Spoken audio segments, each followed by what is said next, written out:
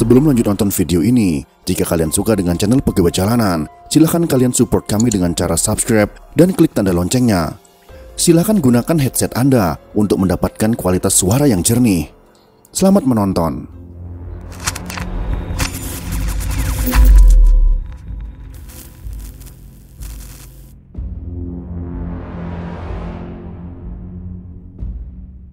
Al-Halaj mencuat ke permukaan dan menjadi bahan omongan para ulama dan sufi semasanya. Al-Halaj adalah salah satu tokoh sufi yang terkemuka pada abad ke-9. Ketenaran nama Al-Halaj dikarenakan pemikiran tasawuf falsafi yang kontroversial seperti Al-Hulul, Nur Muhammad, dan kesamaan semua agama. Akan tetapi yang paling kontroversial ialah Al-Hulul.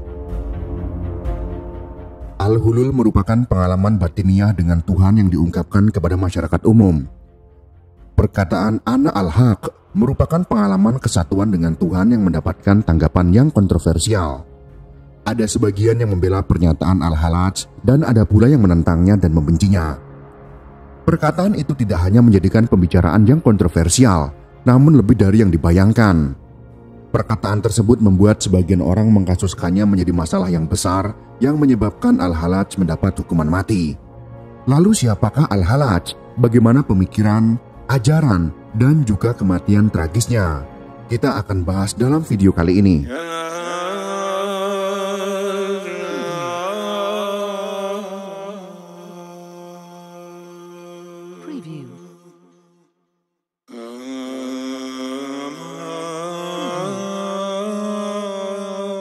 Nama lengkap tokoh sufi legendaris ini adalah Abu al-Mughith al-Husain bin Mansur bin Muhammad al-Badawi, tetapi kemudian lebih dikenal sebagai Al-Halaj.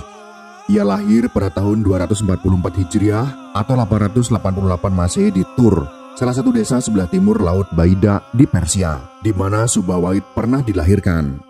Kakeknya yang bernama Muhammad adalah seorang majusi sebelum masuk Islam. Namun riwayat ini kurang begitu kuat. Adapun yang banyak dipegangi oleh ahli sejarah sufi adalah yang menyatakan bahwa ia keturunan Abu Ayyub, sahabat Rasulullah SAW.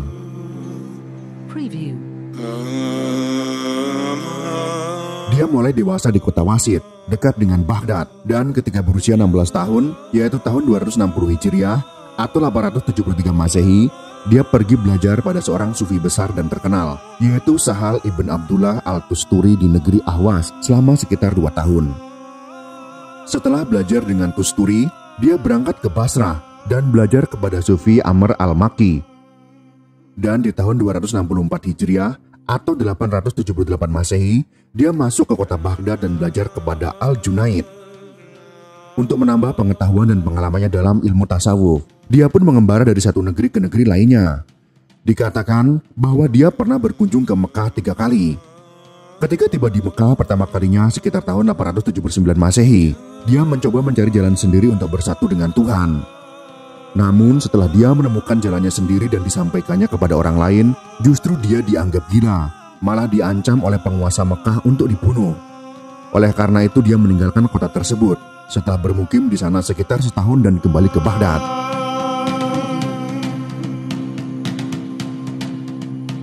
Al-Halaj pulang ke Baghdad untuk menemui gurunya, Al-Junaid, yang kedua kali. Pertemuan ini tidaklah membawa kegembiraan dikarenakan ada perbedaan mengenai itihad dan hulul antara manusia dan Tuhan. Akibatnya hubungan antara guru dengan muridnya agak renggang. Tetapi Al-Halaj pada saat itu sudah menjadi tokoh sufi yang luar biasa, yang disegani dan banyak pengikutnya. Al-Halaj selalu hidup berpindah-pindah dalam pengembaraannya yang sangat panjang. Dalam perjalanan panjang hidupnya ini, ia pernah tinggal di daerah Turstur, Khurasan, Sijistan, Karman, belakang sungai Persia, Ahwas, Basrah, dan Baghdad.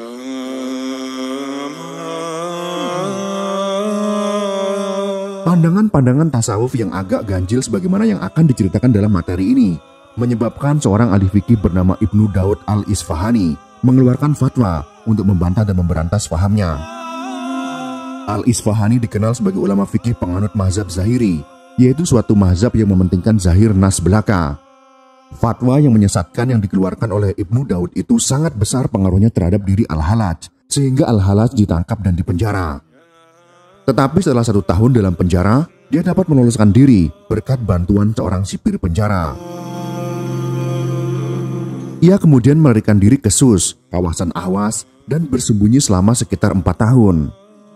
Pada tahun 301 Hijriah atau 903 Masehi, ia kembali ditangkap dan dipenjara selama 8 tahun. Namun itu semua tetap tidak menggoyahkan pendiriannya. Oleh karenanya, pada sekitar tahun 309 Hijriah atau 903 Masehi, diadakan persidangan ulama di bawah kerajaan Bani Abbas, masa pemerintahan Al-Muqtadir Billah.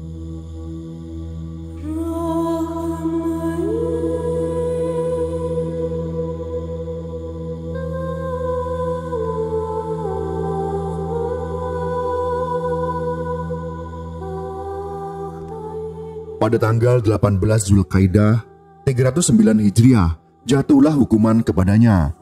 Dia dihukum bunuh dengan terlebih dahulu dicambuk, lalu disalib, kemudian dipotong kedua tangan dan kakinya, dipenggal lehernya, kemudian potongan-potongan tubuh itu dibiarkan beberapa hari. Baru kemudian dibakar, serta abunya dihanyutkan di sungai Dajlah. Pada riwayat lain disebutkan bahwa saat digantung, ia dicambuk 1000 kali tanpa mengeluh. Lalu tangan dan kakinya dipotong juga tanpa mengeluh, serta kepalanya dipancung. Namun sebelumnya sempat sholat 2 rakaat dengan sajadah al-sibri. Badannya kemudian digulung tikar bambu, direndamkan ke naftah dan dibakar. Abunya dihanyutkan ke sungai, sedangkan kepalanya dibawa ke Khurasan untuk selanjutnya dipersaksikan oleh umat Islam di sana.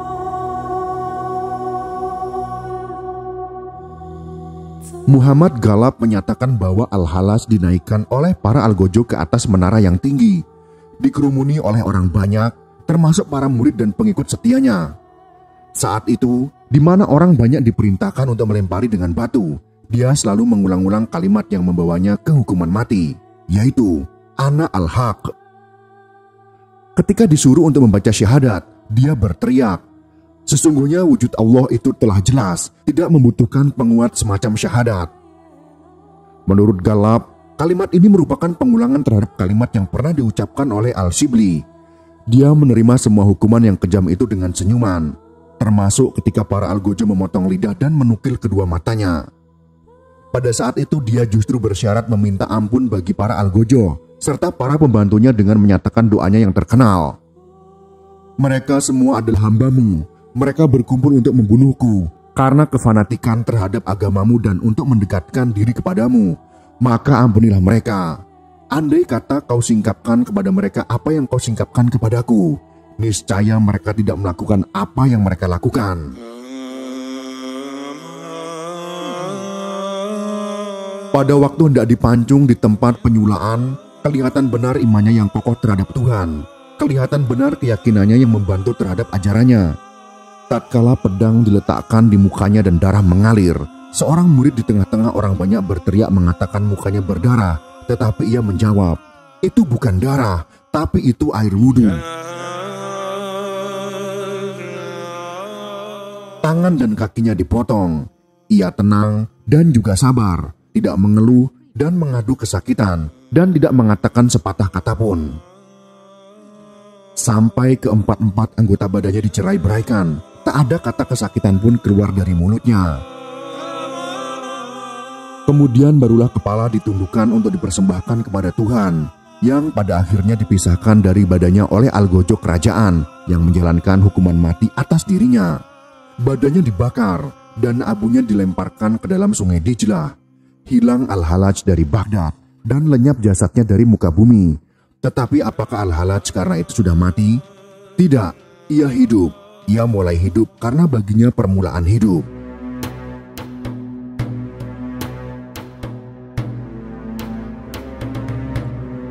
Masalah Al-Halaj dihukum mati memang disepakati bersama. Namun mengenai sebab-sebabnya hukuman mati masih menjadi kontroversial sampai sekarang.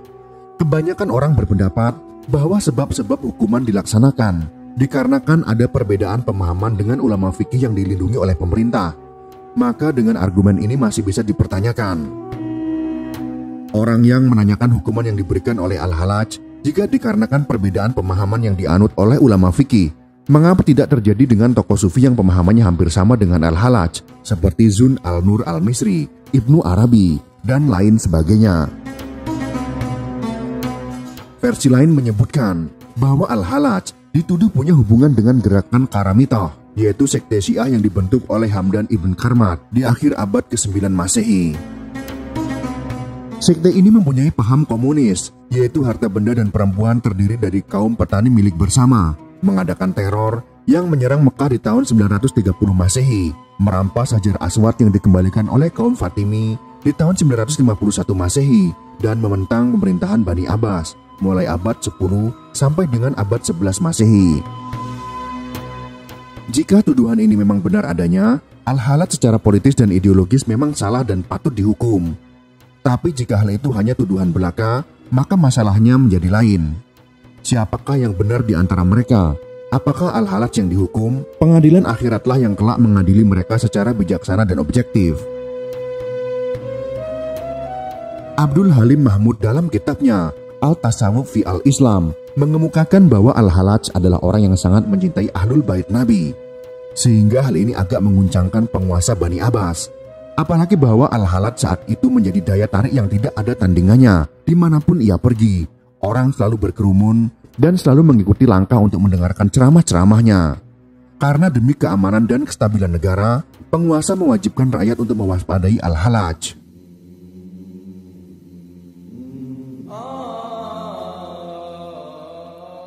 Pemikiran Al-Halaj yang sangat kontroversial, menonjolkan dan dianggap sebagai pemikiran yang ekstrim sepanjang sejarah tasawuf dalam Islam adalah ajarannya tentang hulul. Hulul artinya Tuhan mengambil tempat dalam tubuh manusia tertentu, yaitu manusia yang telah dapat melenyapkan sifat-sifat kemanusiaannya melalui fana. Fana bagi Al-Halaj mengandung 3 tingkatan. Tingkat memfanakan semua pikiran atau tajrid takli, khayalan, perasaan, dan perbuatan hingga tersimpul semata-mata hanya kepada Allah, dan tingkat menghilangkan semua kekuatan pikiran dan kesadaran. Dari tingkat fana dilanjutkan ke tingkat fana al-fana. Peleburan wujud jati manusia menjadi sadar ketuhanan, melarut dalam hulul, hingga yang disadarinya hanyalah Tuhan. Paham bahwa Allah dapat mengambil tempat pada diri manusia bertolak dari dasar pemikiran Al-Halaj yang mengatakan bahwa pada diri manusia terdapat 2 sifat dasar, yaitu lahud atau ketuhanan, dan juga nasud atau kemanusiaan. Tuhan pun menurutnya mempunyai sifat kemanusiaan di samping sifat ketuhanannya. Dengan dasar inilah, maka persatuan antara Tuhan dengan manusia bisa terjadi, dan persatuan inilah dalam ajaran Al-Halaj disebut dengan Al-Hulul atau mengambil tempat. Faham Al-Halaj tersebut didasarkan oleh konsep penciptaan Adam. Menurutnya, sebelum Tuhan menciptakan makhluknya, ia hanya melihat dirinya sendiri. Dalam kesendiriannya itu terjadi dialog antara dia dengan dirinya sendiri. Dialog yang di dalamnya tidak ada kata-kata ataupun huruf-huruf. Yang dilihatnya hanyalah kemuliaan dan ketinggian zatnya. Dan dia pun cinta terhadap zatnya itu. Cinta yang tak dapat disifatkan, dan cinta inilah yang menjadi sebab dari segala yang ada, yaitu makhluknya. Kemudian dia pun mengeluarkan dari yang tiada bentuk dari dirinya, dan bentuk itu adalah Adam. Maka diri Adamlah Tuhan muncul dalam bentuknya. Dengan demikian pada diri Adam terdapat sifat-sifat yang dipancarkan Tuhan, yang juga berasal dari Tuhan. Teori lahud dan nasud ini mempunyai dasar yang ada di dalam Al-Quran, yakni, dan ingatlah ketika kami berfirman kepada para malaikat, sujudlah kamu kepada Adam, maka sujudlah mereka kecuali iblis. Ia enggan dan takabur dan adalah ia termasuk golongan orang-orang yang kafir. Quran Surah Al-Baqarah ayat 34. Ayat tersebut ditafsirkan sebagai diperintahkannya malaikat untuk bersujud kepada Nabi Adam. Allah bersemayam di dalam dirinya, kecuali iblis yang menolak untuk bersujud kepada Adam karena merasa lebih tinggi dari Nabi Adam. Tentang sifat lahud dan nasud Tuhan dapat dilihat dari syair Al-Halaj berikut.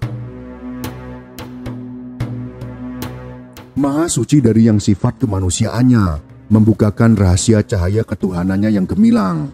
Kemudian kelihatan bagi makhluknya dengan nyata, dalam bentuk manusia yang makan dan minum.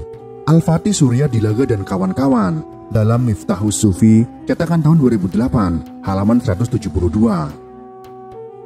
Berikut ini adalah beberapa cuplikan dari syair-syair ciptaan Al-Halaj. Aku adalah dia yang kucintai, dan dia yang kucintai adalah aku. Kami adalah 2 jiwa yang menempati satu tubuh. Jika engkau melihat aku, engkau lihat dia, dan jika engkau lihat dia, engkau lihat kami. Al-Fatih Surya Dilaga dan kawan-kawan dalam Miftahus Sufi, cetakan tahun 2008, halaman 173. Aku adalah rahasia yang maha besar. Yang maha besar bukanlah aku. Aku hanya satu dari yang benar. Maka bedakanlah antara kami. Al-Fatih Surya Dilaga dan kawan-kawan dalam Miftahus Sufi, cetakan tahun 2008, halaman 174.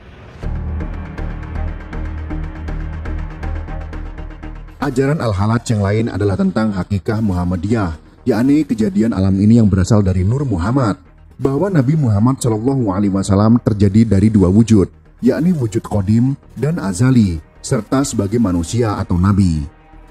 Dari nur rupa yang qadim tersebut diambil segala nur untuk menciptakan segala makhluk.